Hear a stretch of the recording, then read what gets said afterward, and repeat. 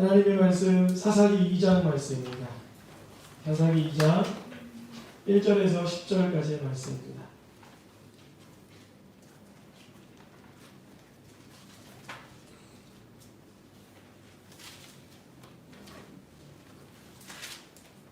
한 절씩 교독하여 읽겠습니다.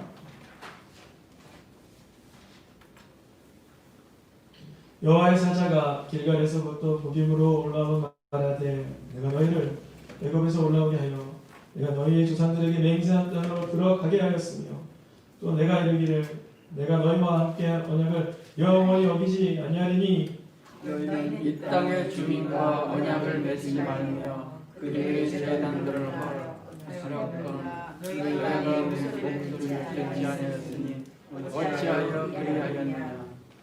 그러므로 내가 또 말하기를 내가 그들을 너희 앞에서 쫓아내지 아니하리니 그들이 너희 옆구리에 가시가 될 것이며 그들의 신들이 너희에게 올무가 되리라 하였노라. 여호와의 사자가 이스라엘 모든 자손에게 이 말씀을 이름해 백성이 소리를 높여 부르지라. 그러므로 그곳의 이름을 보김이라 하고 그들이 거기서 여호와께 제사를 드렸더라.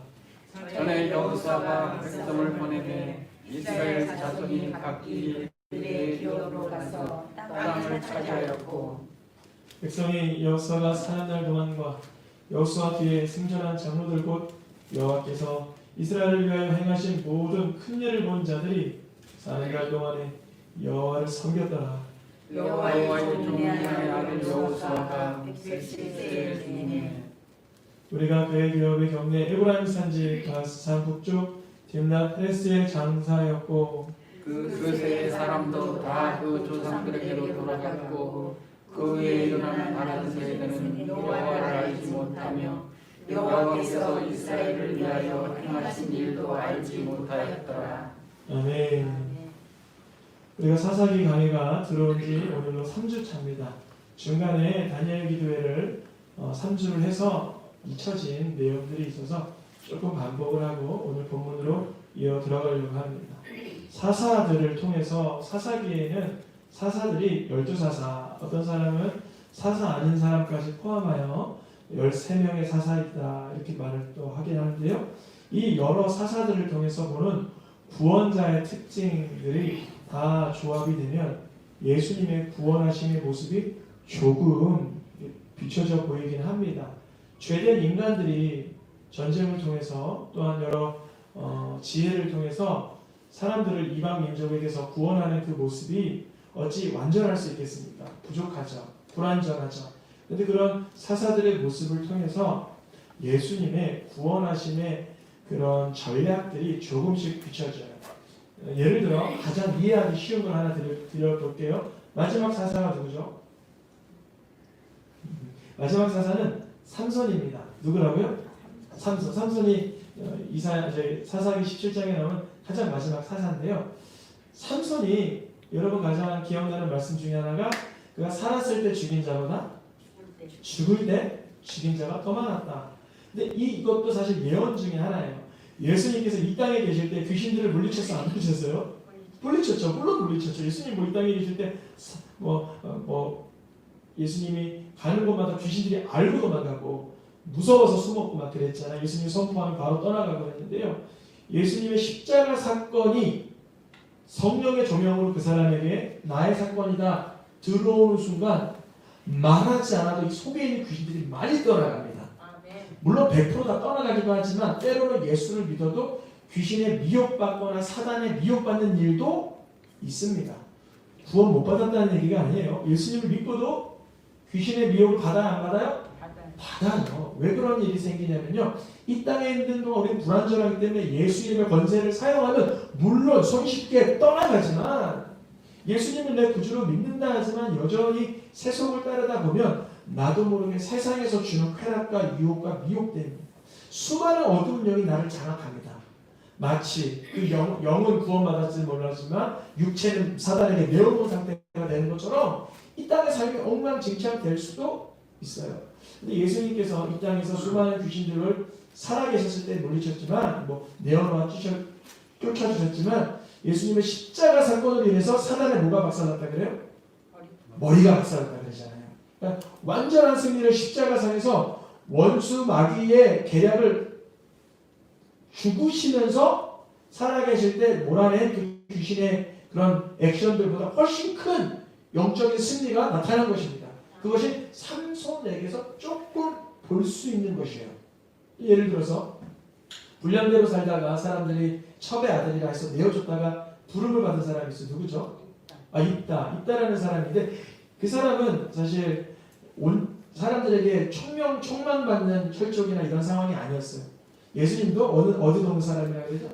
나사렛 사람. 그러니까 사사들에게서 아주 조금씩 부분적으로 메시아를 발견하게 할 수 있는 거리들이 조금씩 있다는 거예요. 그들도 분명히 기름 부음 받은 자이기 때문에 메시아라고 호칭을 쓰기는 합니다. 제사장들도 그렇고 왕들도 그렇고 선지자들도 무엇을 받아요? 기름 부음을 받죠. 기름 부음이 히브리어로 뭐라 그런다고요? 메시아 그래요. 이 기름 부음 받은 자들의 사명을 완전하게 이루신 분이 누구예요? 예수 그리스도. 그러니까 사사들을 통해서 보는 구원자, 즉 이스라엘의 구원자뿐 아니라 이방인의 구원까지도 이루시고 완전한 구원자가 누군가를 보는 거예요. 마지막 하나만 더 예를 들면요. 사사들이 죽고 나서는 보통 자녀들이 적었어요? 많았어요? 어마어마하게 많았어요. 어떤 사사는 자식이 70명인가 기도는 70명까지도 있었어요. 그것을 굳이 표현하면 영의 자녀인가요? 육의 자녀인가요? 맞아요. 육의 자녀예요. 기도는 육의 자녀를 70명 낳아놓고는 한 바위에서 다 때려 죽임을 받는 끔찍한 일이 있었어요. 예수님은 육신의 자녀가 있었어요? 없단 말이죠. 그러면 예수님의 영적 계보를 어떻게 이어가요? 그 예수님의 육으로 낳은 자신은 아니지만 성령으로 거듭난 11제자와 또 마띠아까지 해가지고 이 제자들이 사도행전을 통해서 예수님의 그 성령의 역사를 이어가는데요. 기드온과는 비교할 수도 없을 만큼의 크나큰 영적인 위력입니다. 그러니까 육의 자녀를 낳은 사사들의 모습을 통한 기드온이 죽는데 70명의 자녀가 있는 거예요. 육의 자녀를 그렇게 낳은 거죠. 예수님은 다 겁쟁이들이고 배반자들이고 배신자들이었지만 거짓말쟁이들이었지만 그들이 예수님의 사랑에 거듭나는 그 역사를 통해서 하나님 나라를 이어가는 제자들로 부름을 받습니다. 이 사사들의 이야기를 통해서 예수님의 구원자 되심의 그 아주 뭐랄까요 탁월한 그 보화와 같은 게 하나하나 발견되는 것입니다. 하나님께서는 이스라엘 지파에게 가나안 땅에 들어가서는 가나안 주민들을 쫓아내라고 하셨어요. 그럼 우리에게 질문합니다. 우리가 예수님을 믿는다는 것은 예수님의 이름의 뜻이 무엇이죠? 죄에서 구원할 자. 예수님이 반드시 나의 죄에서 구원할 자라고 믿는 것이잖아요. 근데 때로는 우리가 죄의 문제를 맞닥뜨릴 때 있어요. 그게 유혹이라든지 그게 나의 실수라든지 그게 나의 어떠한 연약한 것이라든지 세상에서 주는 풍파라든지 다양한 모습으로 죄의 요소들이 있어요. 묻습니다. 예수님은 어느 정도 수준의 죄에서 구원할 수 있습니까? 모든 죄에서 구원할 수 있는 줄 믿습니다. 그 사람이 소소한 도둑질의 사람이든 그 사람이 아주 흉악한 사기꾼이든 그 사람이 아주 어리석은 인생을 살든 그가 아주 하나님 보시기에 미워하는 자리에 있다 할지라도 하나님은 예수님의 이름으로 그를 구원할 수 있어요? 구원할 수 있어요. 그것을 얼마큼 우리가 신뢰하고 누릴 수 있느냐 말이죠. 무슨 말이냐면 하나님께서는 이스라엘 지파에게 가나안 땅에 들어가서 그들을 정복하고 그들을 진멸하라고 하실 때 하나님이 직접 그렇게 하신다는 거였거든요. 가나안 땅에 도착할 때까지 요단의 문제도 그렇고 여리고성의 무너짐도 그렇고 수많은 이방의 왕들을 전쟁 통해서 이겨낼 때 이스라엘 백성들은 하나같이 깨달은 것은 내 능력 아니었다라는 거예요. 요단을 건널 때든 홍해를 가를 때든 다 하나님의 놀라운 도우심으로 에베네셀을 한 것입니다. 선생님 그래도 저도 때로는 주님 어떻게 하시려고 이런 의문점, 궁금점, 근심, 낙심이 될 때 있으나 빨리 돌이켜야 되는 건 뭐냐면 에베네셀 하신 분이 하나님이라는 거. 여기까지 인도하신 분도 하나님이라면 여호와 이레로 준비하시고 예비하시고 끌고 가신 분도 하나님이라고 신뢰 하기를 주님은 기다리고 계시는 거예요. 그것이 바로 사사기에서 하나님께서 이 12지파에게 그렇게 바라셨던 거예요. 그러나 유다도 베냐민도 므낫세도 에브라임도 스불론도 아셀도 다 한결같이 일부는 쫓아내고 일부는 쫓아내지 못했다 하면서 하나님의 능력이 축소되는 현상을 일으켰어요. 무슨 말인가? 우리가 예수님을 믿고 사는데 때로는 내 남은 죄악 이런 문제만큼은 절대 이 죄에서 내가 구원받을 수는 없어 라고 착각하며 하나님을 괄시하고 산다는 거예요. 예를 들어 볼게요. 어떤 사람은 게을러요. 근데 나는 죽을 때까지 게으름의 문제를 해결 못한다는 거예요. 왜냐? 하나님이 아무리 죄에서 구원해도 내 이 게으름의 문제는 해결할 수 없어. 어떤 사람은 예를 들어서 어리석어요. 말씀을 안 봐서 어리석어요. 나는 어리석어. 난 지혜가 없어. 하나님은 이 무지함에서 나를 건져낼 수 없어. 이렇게 믿는다는 거죠. 어떤 사람은 연약해요. 연약함의 문제를 하나님께서 해결할 수 없어 라고 평생 그렇게 믿고 산다는 거예요. 그게 질병이든 경제적인 문제이든 관계의 문제이든 어떤 문제이든 괜찮아요. 하나님께서 사도 바울에게 말씀하신 것처럼 너에게 해당된 은혜가 이미 족하니 너는 그것을 교만하지 않는 가시다라고 일러주시면 상관없지만 지레진작 먼저 내 편에서 하나님께서 이것을 구원해 주지 못할 거라고 여기고 구하지 않는다는 거예요. 그런 일들이 가나안 땅에 도착하였는데 다반사로 일어나는 거예요. 여러분 가나안 땅에 입성하기까지 얼마나 하나님께서 강력한 능력이 있었습니까? 이스라엘 민족은 수백 년의 종살이 또 40년의 광야살이 또 이들은 수년간의 전쟁통을 끝내놓고 이제 드디어 가나안 땅에 들어왔는데 구원의 역사를 누려야 되는데 거기서 멈칫한다는 거예요. 우리에게 적용을 시켜볼까요? 우리가 예수님 믿기까지 얼마나 많은 시간이 걸렸어요? 예수님을 인격적으로 만나기까지 얼마나 많은 시간이 걸렸습니까? 때로는 불신앙 속에서 쾌락을 좋아하며 살았고 때로는 율법적인 생활 속에서 행위적인 구원을 갈망하기도 했으며 때로는 나태하기도 했지만 어느 선상에 이르러서는 예수님이 나의 구주 되심을 확실히 믿게 된 적이 있습니다. 마치 가나안 땅에 안착하는 것처럼 예수 그리스도 안에 들어왔는데 이제 마음껏 우리 속에 있는 죄악들을 우리 삶 속에 남아있는 어두움의 영역들을 몰아내야 되는데 오히려 아셀 족속이 가나안 족속을 품다가 결국은 어떻게 돼요? 가나안 족속 안에 아셀 족속이 품어지는 듯한 이게 이해가 잘 안 갈 수 있으니까 조금 더 적극적으로 설명을 하면 우리 속에 하나님의 영으로 예수님의 나의 구주 되심으로 밝은 빛 가운데 살아가다가 어둠의 영역이 조금 있었던 걸 발견했을 때 죄인지 실수인지 상처인지 모르지만 다양한 요인으로 내 속에 어둠의 영역을 조금 발견했어요. 그러면 아셀 족속 안에 있는 가나안 족속이 몰아가야 돼요? 아셀 족속이 가나안 족속으로 파묻혀야 돼요?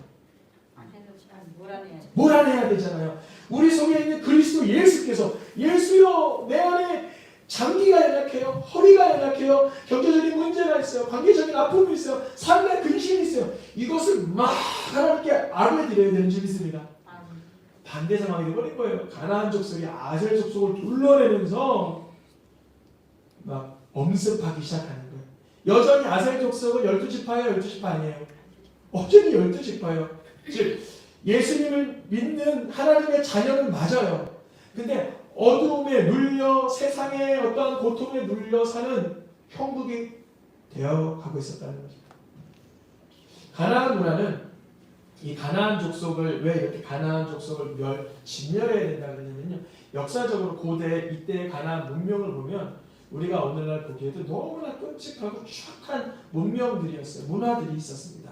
하나님이 육신의 문화, 세속의 문화, 쾌락의 문화를 끌어내라고 했던 것이에요. 그런데 여호수아가 죽고 나서는 이스라엘 백성들이 가나안 땅에 있는 이 악한 문화와 민족을 쫓아내기보다는 그들과 동화되어 가요. 동화.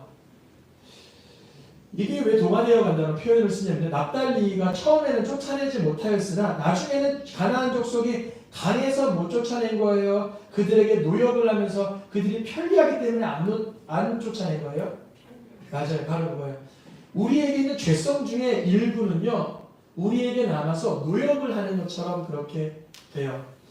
가끔 너무 스트레스 받으면 하나님께 나와 평강을 구하는 게 더 빠를 텐데 때로는 옛 습관 어떠한 그런 것에 빠져들어 노력하는 것처럼 그게 뭐 술이든 게임이든 중독이든 무엇이든 나에게 위안을 주는 것으로 노력하게 만들어 놓는 거예요.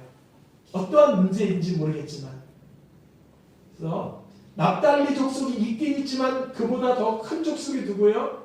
가나안 족속이 그들에게 노력을 하면서 왜 그래 하나님 믿어도 이 정도는 그래도 좀 이렇게 해야지 하나님을 믿어도 이 정도는 해야지 하면서 세상의 세속적인 쾌락의 문화를 나에게 밀고 들어오는 가나안 족속이 있다는 것입니다. 그래서 사사기에서의 목적은 하나님을 의지하고 신뢰하여 이러한 가나안 문화를 확실하게 끊어내기를 주님을 원하셨습니다. 오늘 2장 말씀이 어떻게 시작되는가? 오늘 2장 말씀입니다.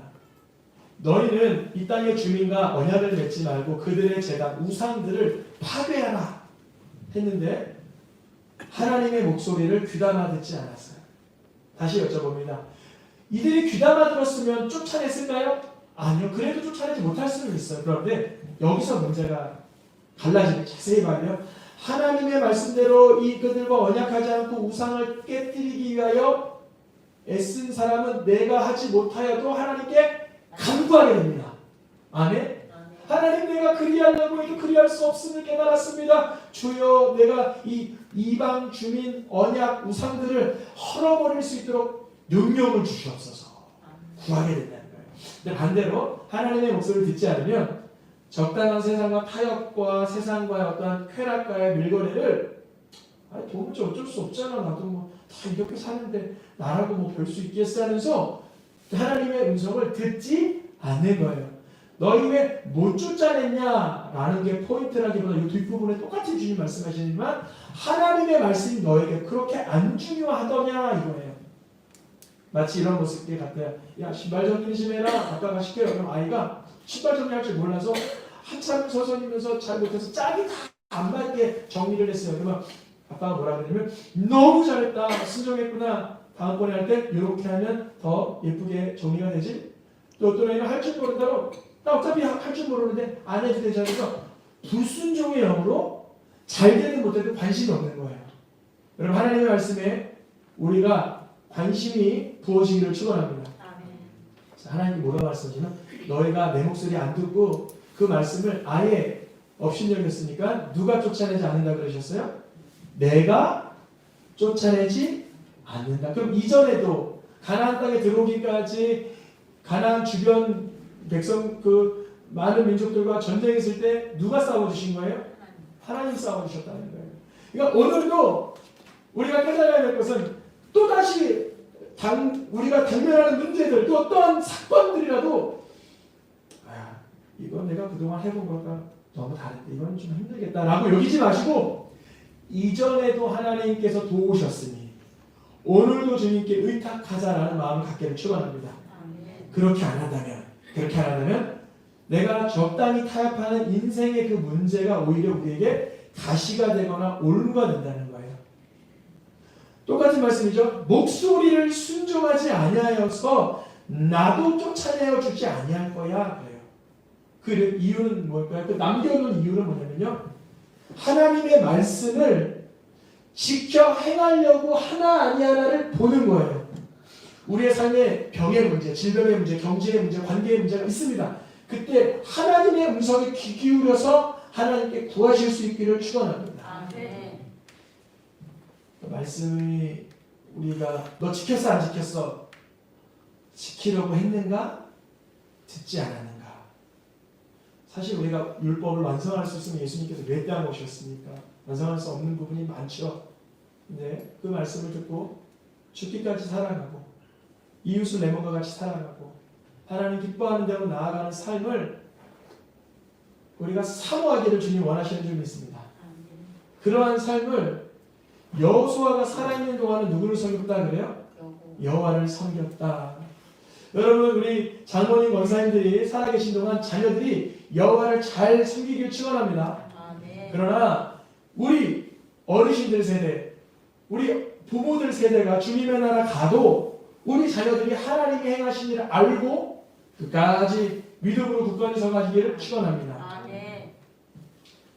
방법이 있어요. 그러면 어떻게 하면 여호수아가 죽은 뒤에 그 다음 세대는 하나님을 알지 못했는데 우리는 어떻게 하면 여호수아보다 나을 수 있을까요? 여호수아는 너무 놀라운 장수였는데 우리가 어찌 여호수아보다 나을 수 있을까요?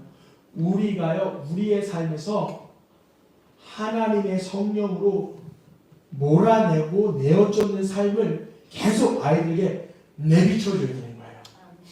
우리 속에도 아이들이 분노하는 그 분노가 내 속에도 있고, 아이들이 거짓말하는 그 거짓이 내 속에도 있고, 아이들이 두려워하고 낙심하는 그 낙심과 두려움이 그들에게도 있는데, 우리에게 하나님의 영이신 성령이 부어져서 내가 내어 쫓는 삶이 계속적으로 아이들에게 알려지고 행하신 일이 보여지게 되기를 축원합니다. 아멘. 가정에 때로는 어려운 문제가 있는 게 좋을 수도 있어요. 왜냐? 본보기가 되기 때문에 그렇습니다. 어떤 가정에 어떠한 풍파가 몰아쳤어요. 그때 봅니다. 자녀 세대 이런 아이들이 봐요. 우리 집이 지금, 우리 가정이, 우리 교회가, 우리 학교가, 우리 관계가 이런 어려움이 있는데 이게 어떻게 풀어가는 걸까? 그때 엄마가 하나님께 간구하여 온유의 영을 받아요. 아빠가 하나님께 간구하여 겸손의 영을 받아요.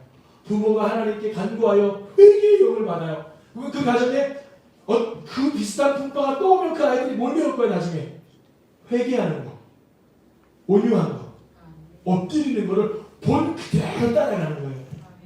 분괴하고 낙심하고 절망하면 이 정도 수준에서는 절망하는 게 맞구나.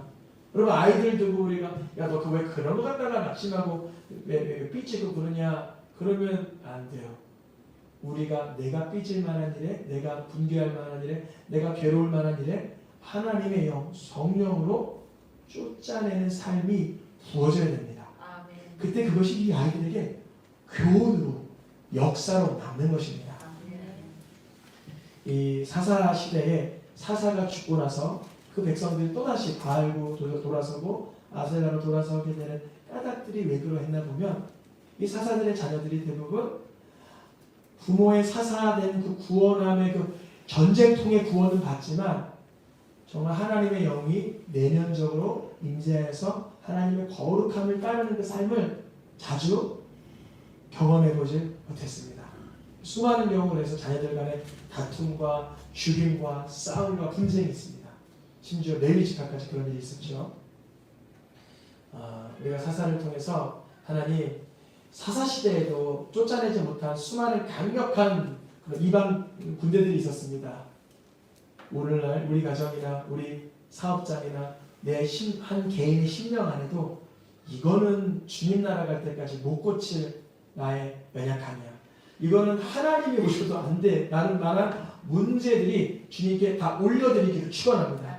그러므로 인해서 우리 자녀 세대, 우리 다음 세대가 우리 가정마다 일어난 그 성령을 인하여 내어 쫓겨지는 귀신들, 내어 쫓겨지는 어둠들, 내어 쫓겨지는 사단마귀의 역사들이 삶의 현장에서 누려지기를 축원합니다. 이 시간 찬양하며 기도하겠습니다.